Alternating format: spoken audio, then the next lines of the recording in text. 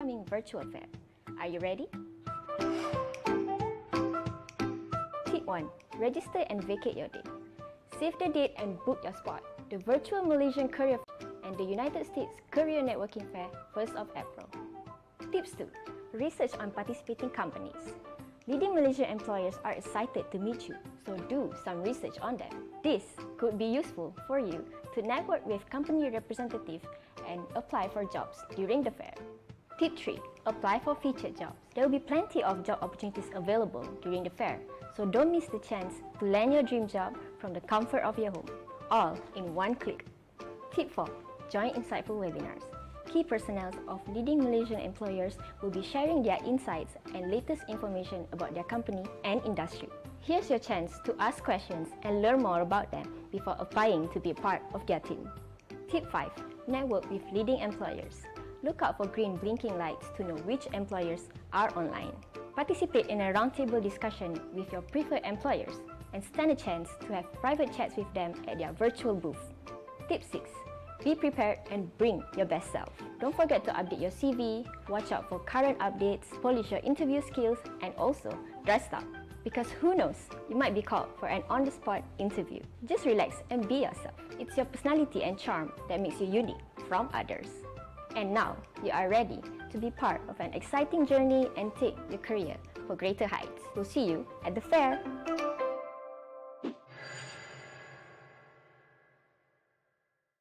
Hi Malaysian talents in the United States. I'm Farisha from Team Graduate, and I'm proud to tell you that the United States Career Networking Fair is happening this April 1st. Here's your chance to rub shoulders with leading Malaysian employers from the comfort of your home. Here's how you can register to the event. First of all, visit graduan.com/US and click Register Now on the top right corner. Fill in the necessary details.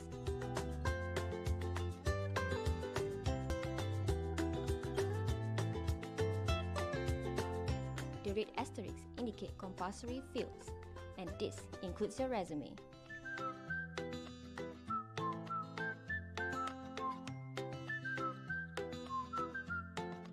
Let us know your top 6 preferred employers and click Confirm.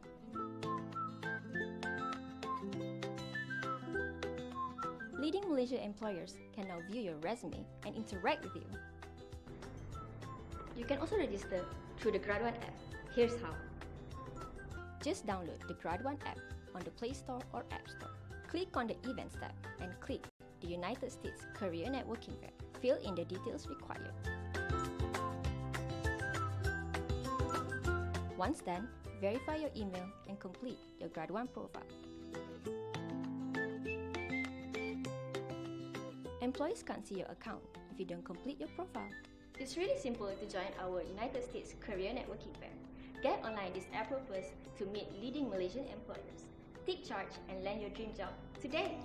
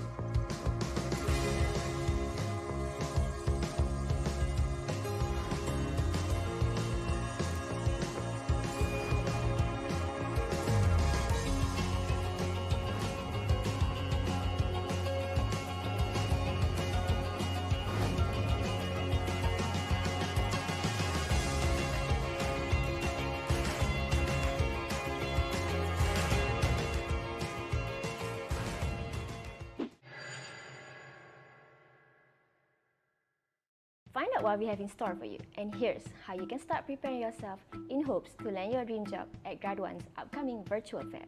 Are you ready? Tip 1. Register and vacate your day. Save the date and book your spot. The Virtual Malaysian Career Fair 26 to 28 of March and the United States Career Networking Fair 1st of April. Tips 2. Research on participating companies. Leading Malaysian employers are excited to meet you, so do some research on them. This could be useful for you to network with company representatives and apply for jobs during the fair. Tip 3. Apply for featured jobs. There will be plenty of job opportunities available during the fair, so don't miss the chance to land your dream job from the comfort of your home, all in one click. Tip 4. Join insightful webinars. Key personnel of leading Malaysian employers will be sharing their insights and latest information about their company and industry. Here's your chance to ask questions and learn more about them before applying to be part of their team. Tip 5. Network with leading employers. Look out for green blinking lights to know which employers are online. Participate in a roundtable discussion with your preferred employers and stand a chance to have private chats with them at their virtual booth. Tip 6. Be prepared and bring your best self. Don't forget to update your CV, watch out for current updates, polish your interview skills, and also dress up. Because who knows, you might be called for an on-the-spot interview. Just relax and be yourself. It's your personality and charm that makes you unique from others. And now, you are ready to be part of an exciting journey and take your career for greater heights. We'll see you at the fair.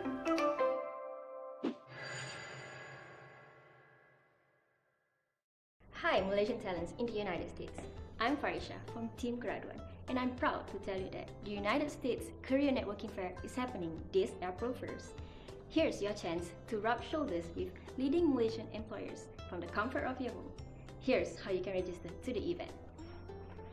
First of all, visit grad1.com/US and click register now on the top right corner. Fill in the necessary details.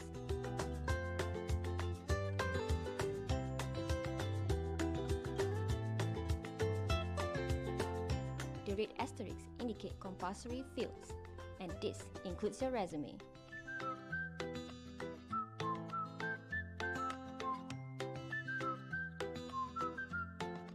Let us know your top 6 preferred employers and click confirm.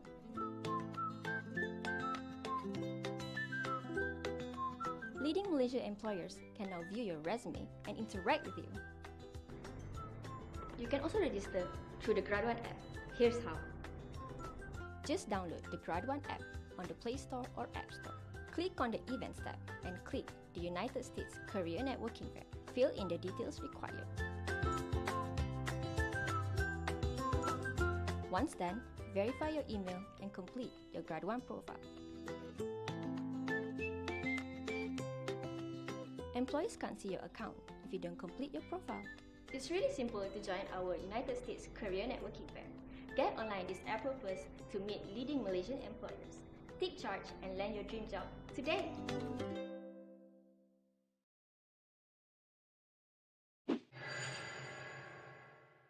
Good afternoon, everyone. Again, thanks for tuning in to our earlier 2 sessions. We're back again, and now we're going to discuss a bit more of I would say, an interesting topic about managing diversity at the workplace in this changing world. And we're privileged to actually collaborate with Tulips on this occasion. And with me, I have Hui Ying, Mallory, and Rivani. Say hi, guys. Hi, everyone. I think before we get started, I would like to ask my beautiful panelists to actually share a little bit about themselves. I'll start with Hui Ying. Hui Ying, could you introduce yourself a little bit, please? All right, Nada. I'm Hui Ying. I'm currently leading the digital solutions in Aeon Malaysia. And the fun fact is I've been with this company since I graduated. So yeah, that is a fun fact about me, a quick one. Yeah, back to you, Nada. Thanks. Oh, that's commitment right there. That's really good. Mallory, what about you? Hi, everyone. So I'm Mallory. I'm running my own business in people development and engagement. It's called Work Inspires. And a fun fact is I've been an entrepreneur for 8 years now. Wow. You look really young for someone who's had so much experience in that field. That's really good. And also, Rebani. Hi, so Ray, that's my name. You can call me Ray because it's easier. So I am a project manager with DPO International, which is a food distribution company. So since we're talking about fun facts, so the fun fact about me is up to about 10 years, for about 10 years, I was in the oil and gas as an engineer. And then I pivoted my career, as the term says, into food and project management. Oh, that's interesting. That's a really big pivot, though. Yeah. I'm still choking from Mallory's, inside joke just now. So, thank you. It sounds like y'all are really very accomplished, and you take your careers very seriously, which is really cool.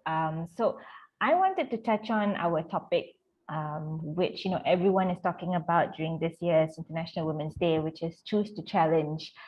For me, it actually means putting yourself in situations where you can thrive, not always just turning your back or running away when you see that things get difficult. What about you girls? Maybe Hui Ying, you can start off to share, what do you understand by this term? All right. For this year's International Women's Day, I find that the term really resonates well with everyone globally, because I think in today's world, everyone, we have our own priorities, and you can see over the years there have been so much changes in regards to, the human rights, gender equality. You can see so many movements, so many organizations are championing for this. So I think this year's theme, Choose to Challenge, is really important, whereby it gives I would say, a better voice to everyone, not only women, but men included, that they need to choose to challenge for what they feel that is right to them. It can be equality, it can be in terms of empowering themselves to excel in some passions that they wish to strive for, to excel in their career, to excel in their personal life. So I think that is what it meant to me. Thanks, Hui Ying. I think that's true. Some people just take it that when there's a theme, it just applies to your career. But I think we should look at it in totality about how do you live your everyday life, and how does it affect even your family at home, and the people around you, right? Ray, what is your take on it?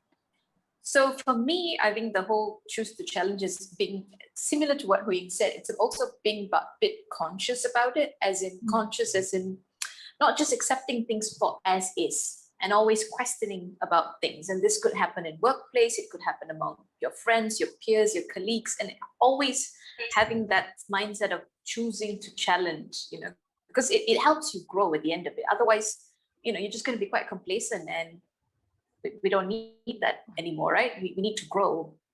Yeah, true. Yeah. Mallory, has that theme actually pushed you on somewhere in your life before? So for me, it's a lot to do with pushing myself individually every day, because I think a lot of us, we all set big goals and big dreams. We want to do things and we want to achieve things by that, right?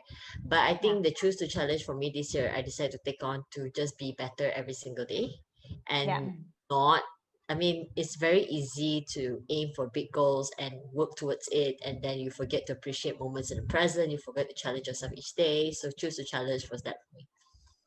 Oh, that's really nice. I totally get the whole, sometimes you just go on in the routine. Well, routine is good, but sometimes you get so caught up in it that you don't even realize that you need to sometimes pivot, like what Ray did, and then you can actually grow. Because sometimes you get stuck like a little hamster going round and round and round in your own little bubble. Okay, this is a bit of a fun question. I don't know, some of you might say Beyonce, Michelle Obama, or, Dr. Wan Aziza. I don't know. Who are some female icons that actually inspire you? For me, for me, I'm going to go with the cliche celebrity, okay? But the female icon that really inspired me is actually Emma Watson. Okay. Why? Because I always admire the fact that she is young, simple, elegant, and yet composed and driven. Nice. That's like my description of her. So that's like if I can admire someone and I want to be that, I want to be her. She's really pretty also lah. Yeah, Like, she's just yeah. So nothing always to overdo. done up, yeah. Ray? So for me, I actually thought about this question. I was thinking, oh, there's so many out there to pick one. But if I wanted to pick one right now that I could kind of emulate, I want to emulate, it would be Christine Lagarde. She's the president of the European Bank. I just admire how she's managed to, push through her career in areas that are usually dominated by male, and she's managed to come out of it, doing very well. So that would be mine. Okay. Actually, it's interesting how a lot of heads of banks or governors are actually women, right? Even here in Malaysia, Hui Ying, who's your female icon? I mean, like,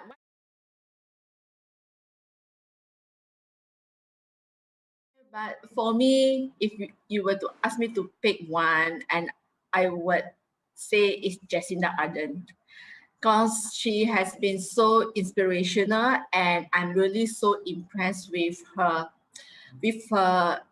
composure, with her self-calmness in how she tackled, especially the COVID-19 pandemic issue that happens globally. She's one of the global leaders that really tackled the issue so well. And I think she's one of the most recognized leaders in the world. And I'm really so impressed with what she has done so far. And despite being a young mother herself, can you imagine juggling between her family, her child, as well as the whole nations that she needs, that she is supposed to be responsible for. Correct. It brings us back to what Ray mentioned just now. It's all about the mindset, right? And how you actually pave the way for yourself to actually thrive. So since this is a collaboration between Grad One and Tulips, and all of you are actually part of Tulips, maybe Hui Ying, I wanted you to actually introduce Tulips a little bit and also share a little bit on your take on workplace diversity. All right, so let me just start off by sharing briefly about Tulips movement. So Tulips movement is founded 2 years ago, all right, by our dear founder, Badri. So I think that started from this big Tulip Summit, a nation's woman, inspiring women event summit that happens in 2018. So that was how it all started. And it is a non-profit organization that focuses on empowering women and also young adults, and we focus so much on youth development as well. And since the onset of the pandemic, we have added caregivers as one of the focus group that we want to empower, to give them the support.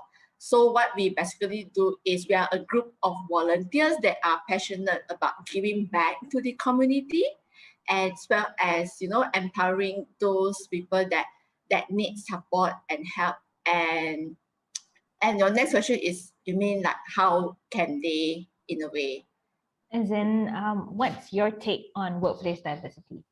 Okay, workplace diversity for me, I think recently a lot of us have heard so much about diversity, inclusion, as well as equity. So for me, diversity at workplace not only lies on the organization itself, but it's also on each and every employee in that organization, because each of us has a role to play in embracing diversity and also in a way in advocating diversity, because companies may have a good diversity policy in place, but if the employees are not embracing that, I would say the whole objective of diversity would not meet what it meant to be. Yeah. It becomes pointless if there's no follow through, right?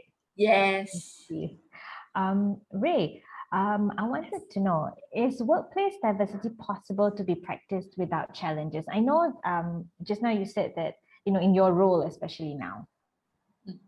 So I think when it comes to making changes and consciously, having diversity as an agenda in everything that we do, even at work, then, because it's a change, then there's obviously challenges to it. And I think it's all about, as you say, if everybody falls in line and they go along with that theme, then the challenge is less challenging, isn't it? So yeah, I mean, there are challenges, but I don't think it's impossible to overcome. It'll take time, but we will get there. Okay. You've actually, have you gone through any instances where the challenges have actually affected you? Yes, I have. So in the sense that this is going back to my previous job when I was in oil and gas. So I was working on site. So as you can imagine, you're women on site, probably one out of, I don't know, 100 different male engineers or more. And when I say the challenges I faced, is quite often they think I may not be able to do the job. Yes. Because they look at the gender first, and that's not right. That's not true. That's not right. So I think that challenge actually spurred me to grow further, actually kind of made me want to do better, because it's like, I need to show them that I'm here for myself and what I can give. Yeah. So I have faced it. I've actually been consciously called out on it, but yeah. Well done, as in to use it to your advantage and, use it as ammunition to go further. Yeah. Mallory, you mentioned that you're an entrepreneur, you've set up your own organization and things like that. Does your company encourage workplace diversity? Yeah, actually we do, mainly because for starters, we never hire based on academic qualification. For beginners, we never hire based on race, gender, whatsoever. We hire based on your potential interest in organization. So simply put it, even like my own current business partner, he's only a diploma holder, and we hired our employee even before they graduated. So it really did not matter for us in that sense. But I think while working with so many companies and corporates, a good thing that we've seen across all industry is that they are more open to talk about this diversity inclusion today than they were just a couple of years ago. And diversity inclusion, I would like to encourage all companies or everyone for that matter to look beyond just about gender or age or things like that, but also in experience, because I've seen some companies where they were penalized or picked on the younger ones more. And I've also seen some where the more senior people, though, because those days education is not as easy, right? So a lot of them actually climb up the corporate ranks without education. And then now with this modern technology, they actually get discriminated because they assume that these older people don't know what's going on in the world. So end of the day, diversity inclusion is not so much of just gender equality ratio, but it's a lot more on also respecting different people's point of view and experiences. Yeah, I totally agree. Sometimes the word diversity just gets pigeonholed to focus on you want more women involved. That's it. But that's not the case. There's a lot of different aspects to diversity which people don't speak about enough. So I'm really glad about today's topic. So we can hopefully bring some light to it. Queen, I'm going to put you in the spot again. So as we all mentioned about how organizations, they play their part to actually implement initiatives, practices, and things like that. But as an individual, what can you do to practice diversity in your own way? As an individual, there are so much that, as an individual we can do. I think first and foremost is, as an individual, we need to understand what diversity is all about. So I think that is the first step. Like what Mallory mentioned, it's not just about gender, it's not just about age, but it's also so much more to that. A diversity, it can be cultural backgrounds, it can be experience, it can be so many other things. All right. So I think first is to really understand what diversity is all about and really get to know what. Then the next step, the second step is then to understand what you can do to support the organization's diversity goals or plan. If there is a a diversity, or they call it a DEI council, Diversity, Equity and Inclusion Council. You can participate in all the programs, the activities, and resonating with the choose to challenge theme. I mean, this is one way that you can choose to challenge yourself by putting forth your ideas, putting forth your thoughts about what you can contribute towards achieving some of the diversity goals in the organization. And the third one that I can think of is then how you can then make it sustainable. So I mean, if let's say you are already embracing it, you are already practicing it, I think the last one is to making sure that it's sustainable. So what as an individual you can do is continue to share, because now we are living in a, I would say, a virtual world like what we are in now. So I think with the help of social media, there's so much you can do by, sharing your thoughts, or if you read an article about, diversity. So this is all things that you could do in sharing your thoughts with others, as well as at the same time, telling yourself, okay, this as a reminder to yourself what diversity is all about. I see. I totally agree with your points, because sometimes you also need to put yourself out there. It's not just about expecting others, and your other point about sustaining that. So a lot of people start, but then along the way they get occupied with their own lives, and then suddenly the agenda just stops, right? So I wanted to, I know, Ray, actually you shared an experience where you faced discrimination in a man's world, basically. I wanted to ask whether the other panelists have actually had instances, like that before. So Mallory or Hui Ying, have you actually had situations in that way before? Yeah, for me, when I first started my business, my mentor, or I mean, this is a mentor, experienced entrepreneur actually said this to me. Are you sure you want to embark on starting a business? You're a woman. Oh, wow, And then really? and it's like straight up. And then I was like, excuse me?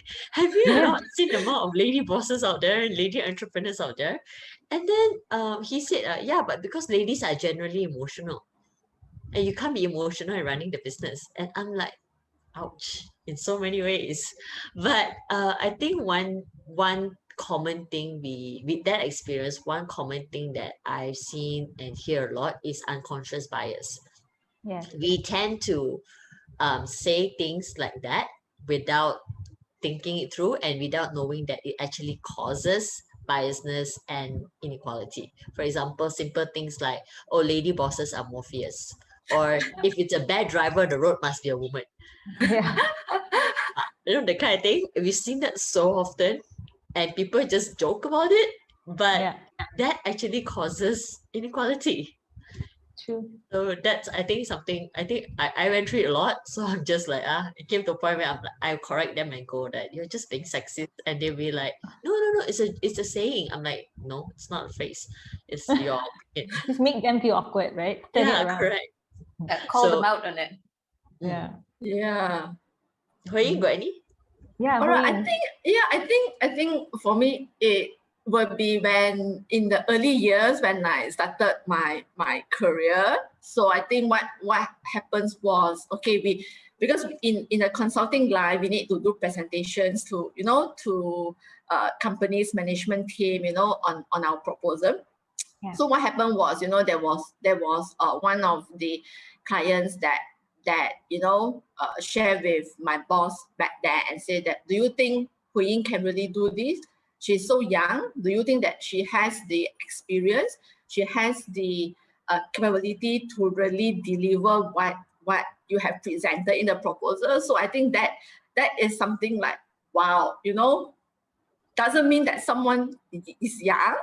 It does not represent that this person can't deliver what is required, correct? I mean, you see, for example, you had Sadiq at the age of 28, elected as an MP and also as a Minister of Youth and Sport. So I think this shows that age does not matter. I mean, you don't judge people by age, all right? That someone young means he or she is not capable enough.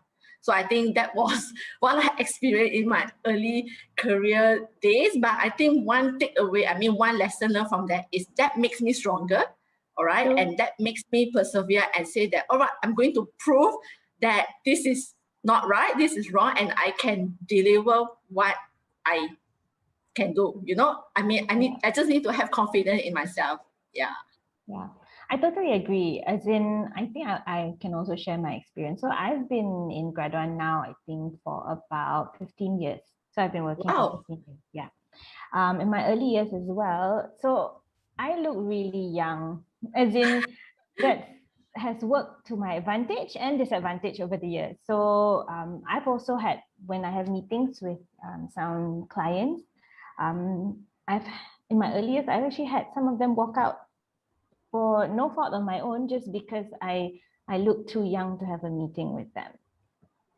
To me, that doesn't make any sense, and I think it's just rude, because if there's a meeting has been set and we've both made the time and commitment for it, so this is not even going to the part of the ability. This is about not even the age, because at that point, I think I've had a lot of experience even in this field, but just because I look young. So even till a few years ago, when we actually do events, sometimes companies think that I'm students. I mean, for those that don't actually know me, I see Mallory's face in shock. I was like, yeah, because you've known me for many, many years. Yeah, Yeah. but so it happens to everybody. So it's not just about being a woman, and it's not about being young. Sometimes looking young can also. So does that mean that you need to have wrinkles and look like you are killing yourself at your job before? Like, oh, she's really working hard. You know what I mean? Like, I don't think that's right. And the irony of it, right? Everybody wants to age young. Yeah, exactly. Then There's so many products Right, out but- there about looking younger. Yeah. But then they want to meet people with wrinkles. I don't get Yeah. So I wanted to, going back to the topic, maybe Ray, you can actually share, what are some initiatives put in place today that encourage workplace diversity? Maybe you can share from your experience. So from my experience, I think one of the conscious effort that was made was, I think it was a few years ago, when they consciously made an effort to have like more talk sessions, more panel sessions with women leaders and everything. And this was a good initiative because I think it created an awareness in the workplace about these kind of things. So that was, I think, that kick-started the initiatives. And I think earlier on, we were just talking with Mallory, it's not just about workplace initiatives, it's also about our individual initiatives. And I think Mallory will explain a little bit more on that one. Mallory? Thanks, Ray. Wasn't me. But yeah, I think, okay, but I like what Ray covered. I will add on to what Ray mentioned, mainly about what our initiatives have been done in place. I think a lot comes also from, generally in the company setting, a lot comes from one, IWD has become a very popular thing. Yeah. I was just thinking about 5-6 years ago, I don't really see enough IWD sessions. And now every year, everybody's running out. Now, one thing I want to call on is a company, SP Setia. So last year's IWD, and every year IWD for the matter, they always get men involved. They always get men involved. So every initiative, because of the men's presence, they will actually encourage everyone to participate. And I'm talking about their CEOs, the CFO, their CEO, which are all guys, and then they will participate as well. And I think even Tulips itself, our founder is a man, so that kind of started a lot of things as well. But overall, I think if for everybody, for that matter, in order to consciously practice it, you also need to have transparency. A lot of transparency. It's not so much of just, hey, by the way, we are promoting diversity and inclusion, but on the other hand, we also encourage people to give feedback and suggestions, because the worst thing you want to have is, let's say what Ray went through and she actually reported it and then somebody penalized her for reporting it. You wouldn't want that to happen, right? So the what is work in progress for a lot of places is ability to have a transparent conversation and objective feedback about such things like that. Yeah, I think those are really important. But like you said, it is difficult and it will take time. But I think the good thing is that we're working all in the right direction. So it's positive. So now everyone's working from home and there's a lot of flexibility. So for a lot of young graduates, so Hui Ying, maybe you can share about this. Do you believe that working from home guarantees work-life balance? Where, 6 o'clock, I'm off. I'll talk to you tomorrow. Does that happen for you? You have work-life balance? Is work-life balance the thing? I think, okay, I'm sure everyone would think that, okay, everything is about work-life balance. But I think now the new word that comes out of work-life balance is work-life integration, Correct. right? How you integrate your work with your life. And I think personally for me, working from home since the onset of the pandemic, for some of us, I think it creates a much more balance in terms of how we are maybe eating more healthy and exercising more, because you see before the pandemic you used to eat out, right? And when you are in a lockdown, okay, you have no choice, but you just need to cook your own meals. And you can see during the start of the pandemic, everyone start to post the meals that they cook in their social media, right? And that really give a strong message that, okay, these are those things that you can't do if you are not working from home, because you will be like 9 to 6 in the office. All right, so that are the good things that happens out from working from home. But I think what are the so-called some of the negative, I wouldn't say negative, but those areas that becomes even harder working from home is, if let's say you have a family, it's becoming even harder to juggle if you have kids at home, that you need to manage them as well, right? So I think that is becoming harder. But the good side of it is you have a better balance in terms of working out with your managers, or your boss will say that, okay, these are the times that I will not be available online because I need to take care of some of the personal matters, but I can log in again at night. So these are, so comes flexibility in terms of your work. So I think it's pro and cons. It's pro and cons, and depends on how people embrace the changes and make it work for them. Yeah. What about you, Ray? Do you feel that you have a better balance now? I think I always had a good balance. So actually, I think a lot of there's a lot of ideas that work-life balance means you switch off at 5 o'clock or 6 o'clock and that's it. You don't do anything else. But that's not necessarily the case. So for me, and I think maybe for Hui Ying and Mallory as well, for me, the balance is about how the balance you have within yourself. So as you say, sometimes I don't want to start this early because I've got something to do in the morning. That's my own private thing. And I've been quite lucky that I've been given the ability to do that. And also, have a bit of flexibility with what I'm working on and things like that. So for me, that's the work-life balance, is still having the things that I can do for myself, as well as also working. And it doesn't have to be in that set time zones. True. Can I add a bit on that? Sorry, sure. I'm just going to be a bit of a devil's advocate here for the fresh grads, right? Here's a reality fact that I really want all of you to know. Because you work with so many companies and so many fresh grads and so many management trainees, you need to earn that flexibility. And a lot of fresh grads, I've seen some, I won't say which company that and parents too, please, parents, my gosh, her mom insisted that the company give her a laptop, but then she's based in Penang, companies in KL. So the company said, you will get your company laptop when you come back to KL, because now you want to work from home, we give you the option to work from home. The mother expects the company to send the laptop over to KL. I mean, from KL up to Penang. And then she told the daughter not to take the job because of that reason. Yeah. And I was like, Mom, please behave.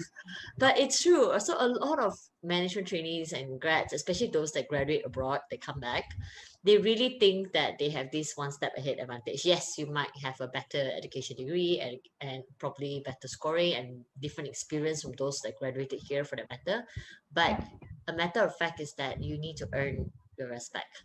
You need to show that you deserve respect, and you need to put in the hard work to get the flexibility that Hui Ying and Ray was talking about. It's not like, oh, Absolutely. abracadabra is granted to you. Yeah. Congratulations. Absolutely. And it's about earning that trust as well with your employers.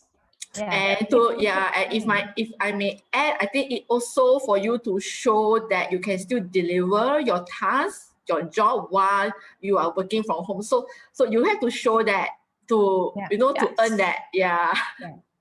I 100% agree with all of you. So, ever since this whole work from home, right? Yes, I feel that it has given a lot of people more flexibility, but it has also given a lot of additional roles for women, I feel. I mean, for men as well, both equally, but it also depends on the dynamic of how you run your household, right? So when I speak to a lot of moms, they tell me that, on top of their work, they also need to now cook during lunchtime. They're expected to also clean the house, take care of their parents and their children in between delivering, their day-to-day tasks as well. So do you think that talents are able to perform efficiently by working from home? So personally, for me, I think it's a very subjective topic depending on your responsibilities and how you then handle it. But what are your thoughts? For me, I need to get to office person, because before MCO, I shut off at home. When I come home, I don't want to work unless I have to work, because I had at points where I had a lot of burnout. So I decided that come home, it's not to work. I think my family said I rented my room, even though I live in a house, because they already see me bedtime and the next day morning up, right? So, but I think so when during the MCO, it was very hard for me to get my momentum up to actually work, because I'm so used to that I need to unwind at home. But I think for fresh grads, everybody for that matter, okay, it's a lot to do with taking up responsibilities when you can take up responsibilities. Like myself, my sisters, my dad, we're all at home. So my mom also. So instead of just my mom doing the work, we all do our part. But then again, because we are old enough to do, so there are people who are too young kids, then it's a bit more difficult in that sense. But that's where the husband's job is, right? You're supposed to help out the household too. I'm pretty sure your mom and dad taught you to clean the house, just saying. But that's where a lot of communication comes into play. But I like to urge all the fresh grads because this is something that we hear a lot. Is that the fresh grads are so busy chasing career, they don't know how to take care of the household. I'm not saying to sacrifice your household. I'm not saying to sacrifice your career for home, but I'm saying that somebody who is capable to do anything, just help out in the house. Take responsibilities. Oh my god, I sound like being mother. No lah. Hui Ying or Ray, do you want to give your opinion on this topic?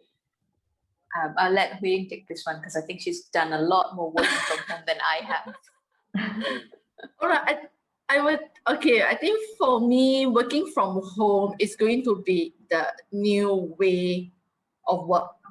I think we can't deny the fact that working from home would be the new way of work, and moving forward with the vaccination and with all the with the pandemic being under control. I mean, hopefully in the next few months or perhaps next year, we can see everything's under control. We do not see that companies or organizations would really go back 100% as per pre-pandemic. So I would think that hybrid would still be the way, would be the best way to, in a way, build the employee engagement. All right, I think that is also important to, in a way, continue to sustain the trust that has been built between the employer and the employee, especially during the pandemic, where they can see staff being able to work from home, still deliver their responsibility, their roles well. So yeah, this is a matter of giving the employees still the flexibility, and you, like what has been shared by the panelists, we have to continue to demonstrate that we are able to do so in order for us to be able to live the way that we wanted to, especially for parents who have other roles and responsibilities at home, and even for young graduates, like what Mallory said, you guys wanted to, chase for your career, climb out the career ladder, which is really important. But at the same time, these are all the other areas where you really need to showcase that you are able to handle just not work, but also other things. Yeah. Thanks. Actually, you answered my next question as well, where, in a couple of years, do you think, this new normal would all be forgotten and we go back to the old normal, where status quo, everyone's working back in office? I mean, for Ray, you're already back in office, Yeah, right? I'm back in the office, yes. Yeah. So do you think organizations in general, as a whole, or globally even, how do you think the working environment will be moving forward? So I think, as what we said, I think there'll be a lot more flexibility. It's definitely more push towards work from home and all of that. I think it'll be like a balance between the two. I am with Mallory in the sense that I need to be physically in the office because my brain gets switched on, and then when I leave, it switches off.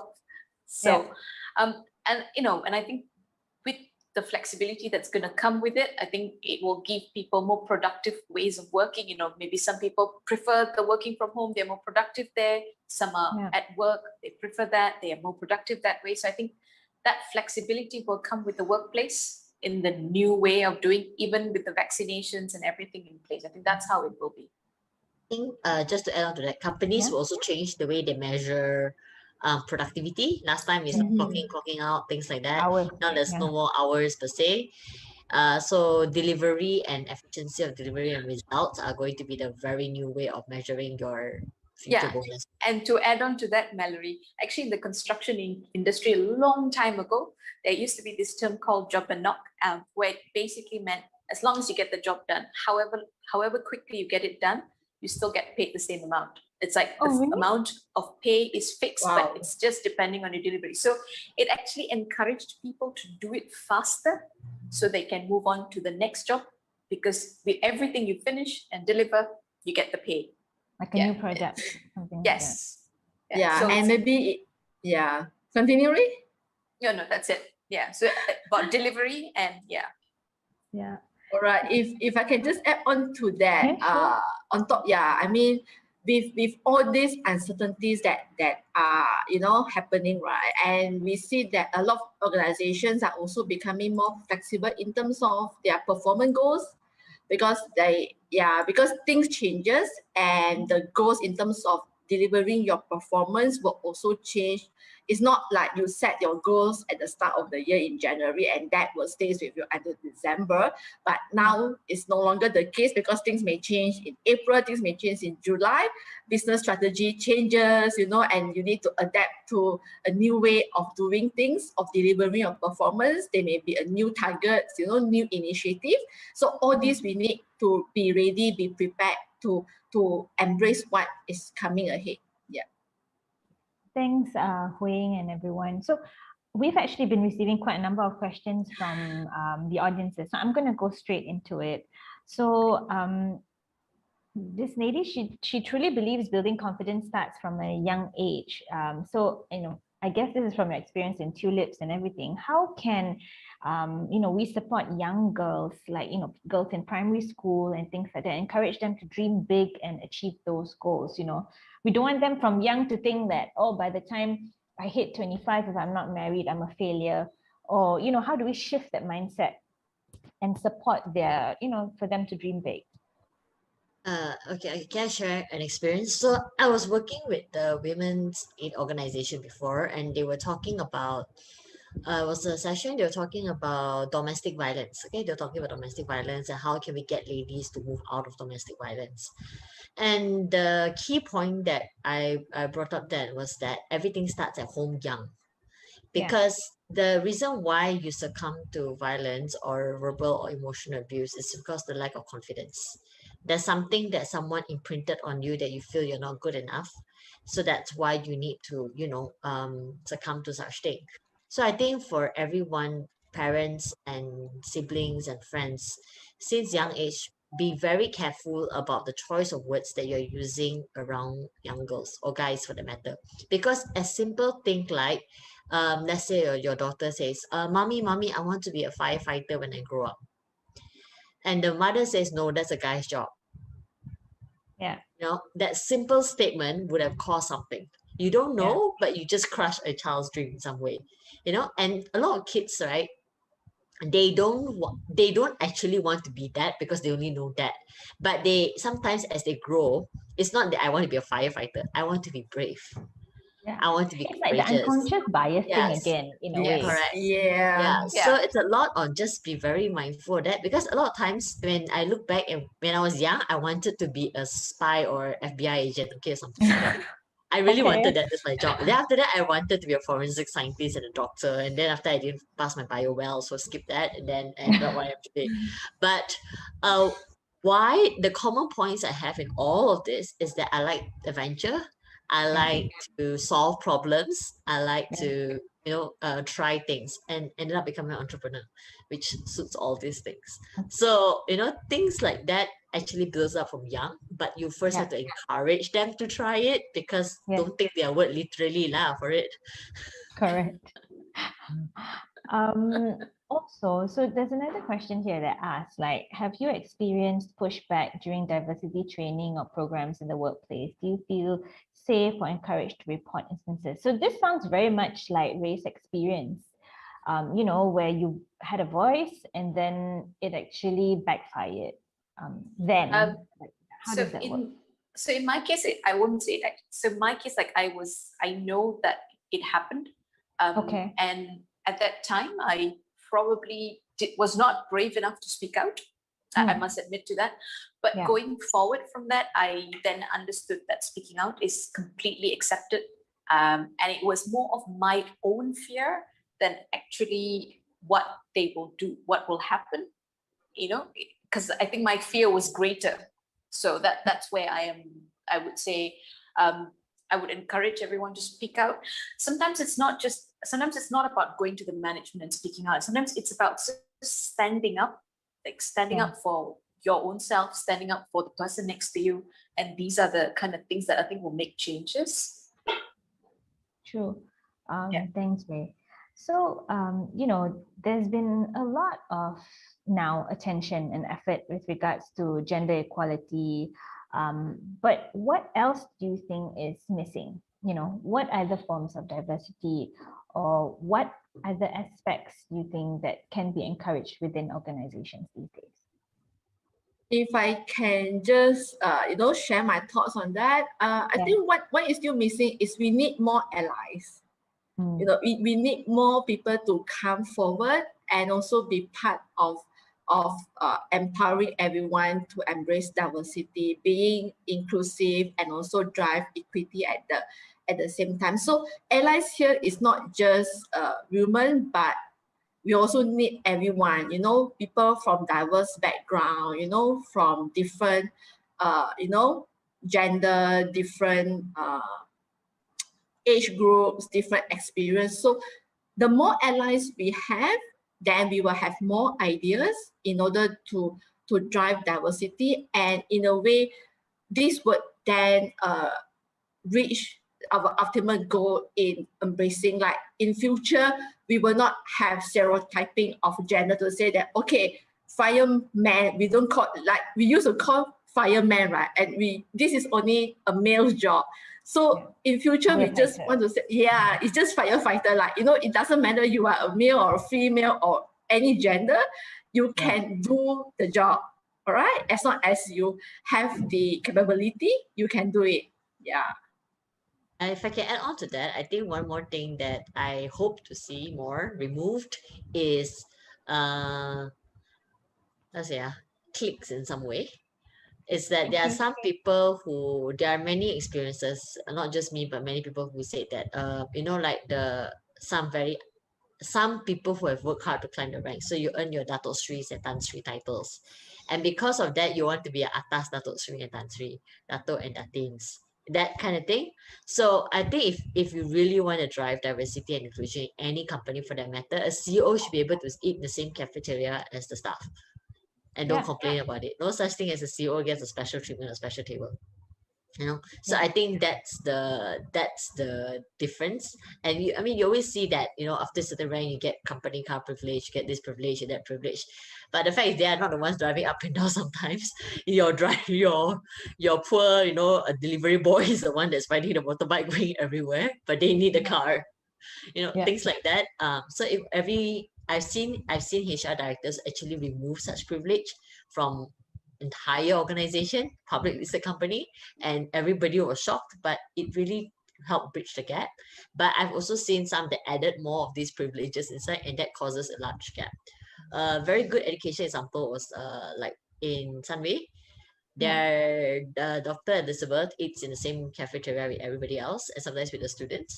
And so because of that, the other management team don't dare to ever argue and say that, oh, the table is dirty, the table is this, the table is that, because she sits in the same table. True.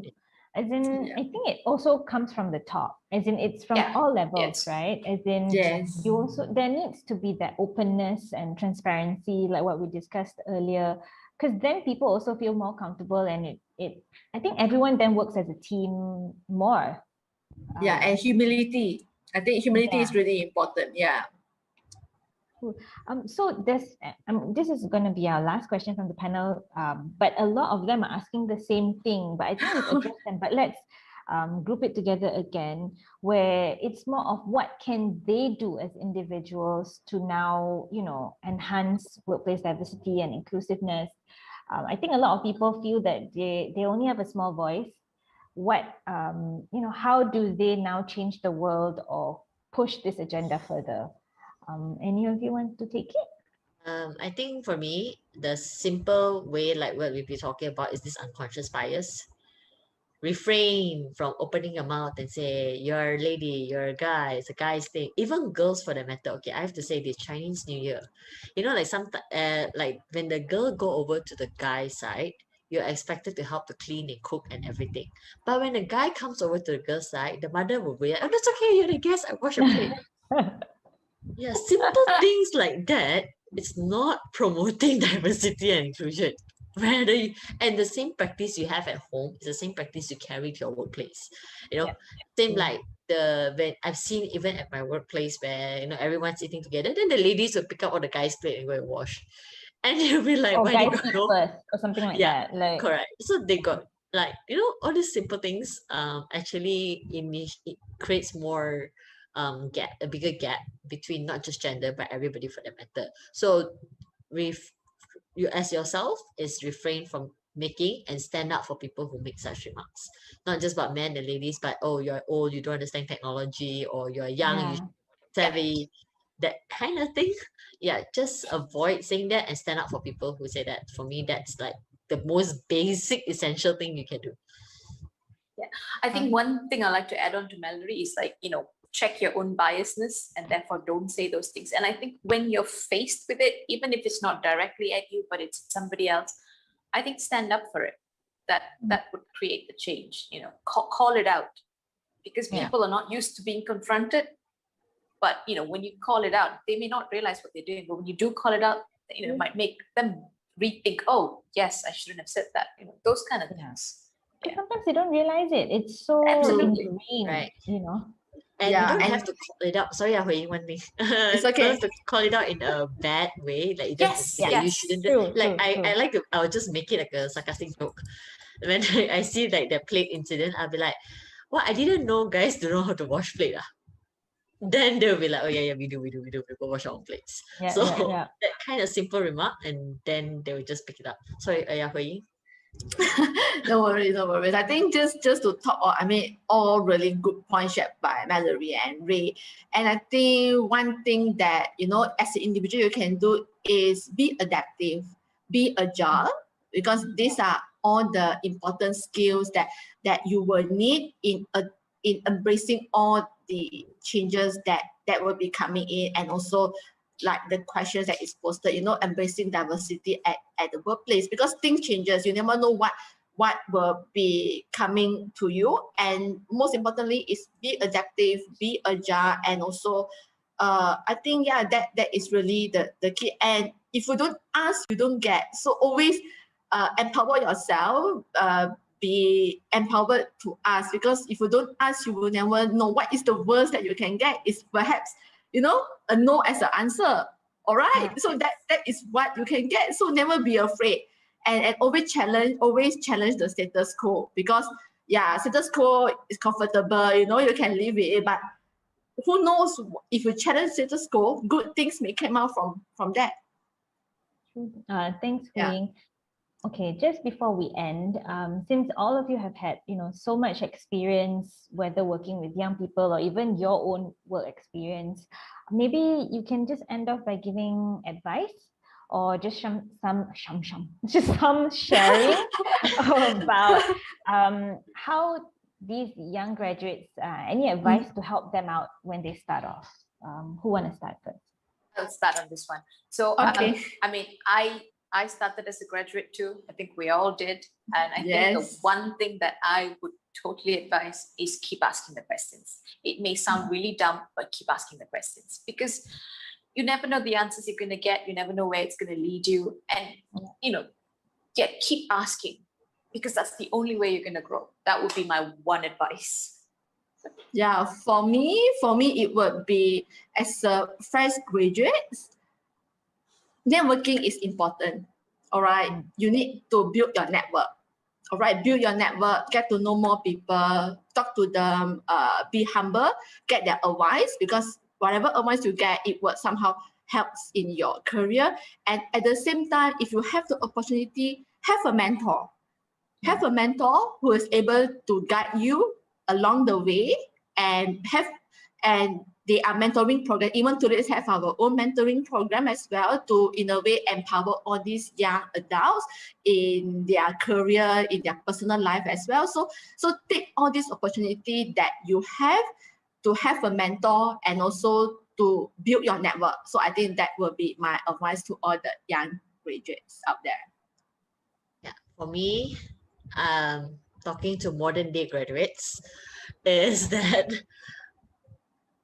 every experience is a learning experience.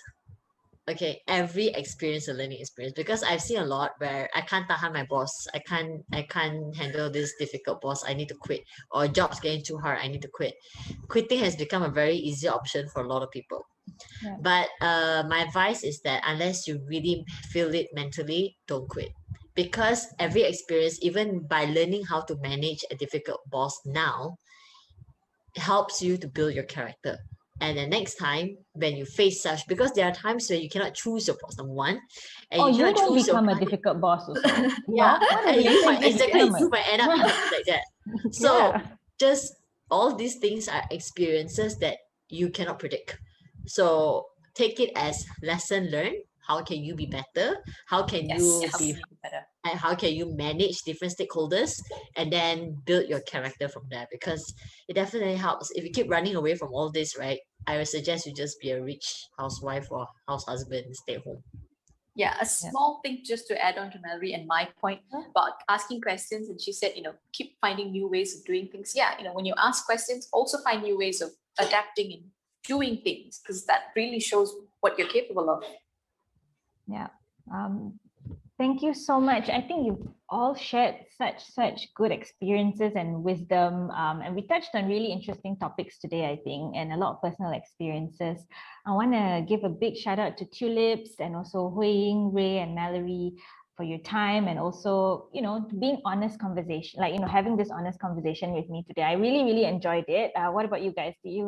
Yeah, thanks so much to Yes, Raja such a for fun having session. us. Thanks, Yeah. Raja. Thank you. I think we should have more of these sessions. Yes. Yeah, I sure. enjoyed it.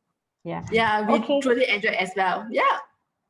Go have a nice lunch. And for the You rest too. of you, please carry on in the website, apply for jobs, network, like what Hui Ying said, speak to more employers, and hopefully you get to, ask the right questions. So Yeah. thank you so much. Wishing all the best to all the students. Bye. Good luck. Bye. Thank Bye. Stay safe. Find out what we have in store for you, and here's how you can start preparing yourself in hopes to land your dream job at Grad One's upcoming virtual fair. Are you ready? Tip 1. Register and vacate your day. Save the date and book your spot. The Virtual Malaysian Career Fair 26 to 28 of March and the United States Career Networking Fair 1st of April. Tips 2. Research on participating companies. Leading Malaysian employers are excited to meet you, so do some research on them. This could be useful for you to network with company representatives and apply for jobs during the fair. Tip 3. Apply for featured jobs. There will be plenty of job opportunities available during the fair, so don't miss the chance to land your dream job from the comfort of your home, all in one click. Tip 4. Join insightful webinars. Key personnel of leading Malaysian employers will be sharing their insights and latest information about their company and industry. Here's your chance to ask questions and learn more about them before applying to be a part of their team. Tip 5. Network with leading employers. Look out for green blinking lights to know which employers are online. Participate in a roundtable discussion with your preferred employers and stand a chance to have private chats with them at their virtual booth. Tip 6. Be prepared and bring your best self. Don't forget to update your CV, watch out for current updates, polish your interview skills, and also dress up. Because who knows, you might be called for an on-the-spot interview. Just relax and be yourself. It's your personality and charm that makes you unique from others. And now, you are ready to be part of an exciting journey and take your career for greater heights. We'll see you at the fair.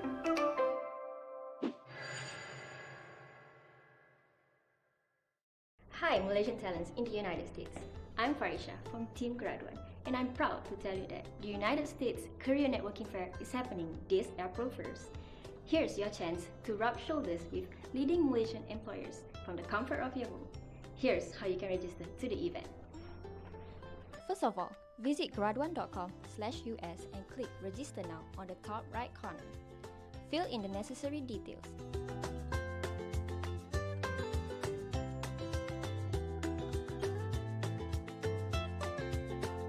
The red asterisks indicate compulsory fields, and this includes your resume.